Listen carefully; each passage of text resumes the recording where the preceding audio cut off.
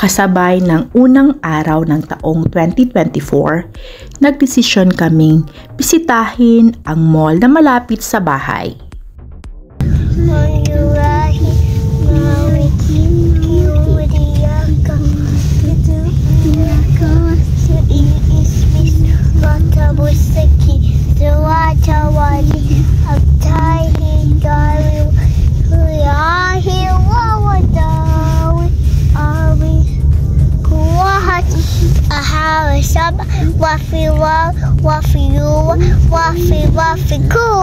Isang paglalakbay sa kalsadang puno ng tao at mga tanawin ng bagong taon ang nagdala sa amin sa mall.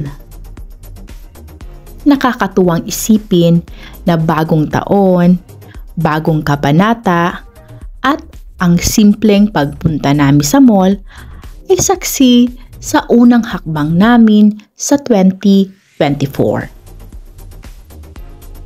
Dahil sa paparating na snow, bibili kami ng boots para sa kambal na sina Gia at Gian.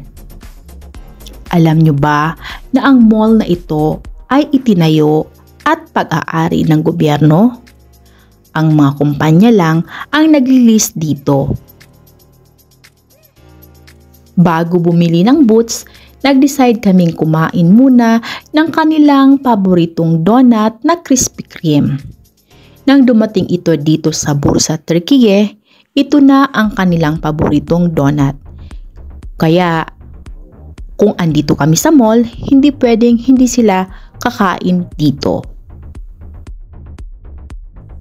Naalaala nila ang Pilipinas.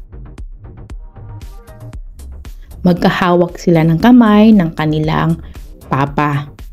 Habang finifit ang mga sapatos, ang kanilang papa ang nag-aasikaso habang ang kanilang mami ay chill lang.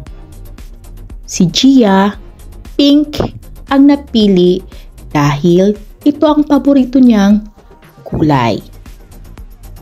Ang saya-saya niya sa kanyang bagong boots. Feeling niya, siya si Dora the Explorer, kasama si Boots. Mahalaga ang kaalaman sa mga sapatos para sa mga bata upang matiyak ang tamang sukat, suporta at kaginhawaan sa kanilang paa habang lumalaki. Samantala, ang napiling kulay na boots ni Gian ay kulay na itim. Can I look at the mirror? Good, Gian. Is it good? I'll pay my shoe. I will pay for it, okay?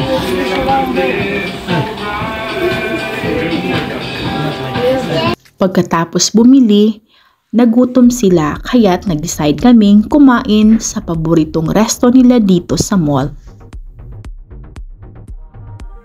Ang kahalagahan ng pagbibigay daan sa gusto ng iyong anak ay naglalayong maipakita ang pag-unawa, pagmamahal at pagrespeto sa kanilang sariling desisyon at kagustuhan. Pagkatapos kumain, hindi pwedeng hindi sila maglaro sa playground dito sa mall. Kaya't pinagbigyan na namin ang kanilang gusto. Hindi palaging kinakailangang mag-give in ang magulang sa lahat ng gusto ng kanilang anak. Ang pagbibigay daan sa mga hiling ng anak ay maaring gawin kung ang hiling ng anak ay makatarungan, ligtas, makakatulong sa kanilang pag-unlad at kayang ibigay.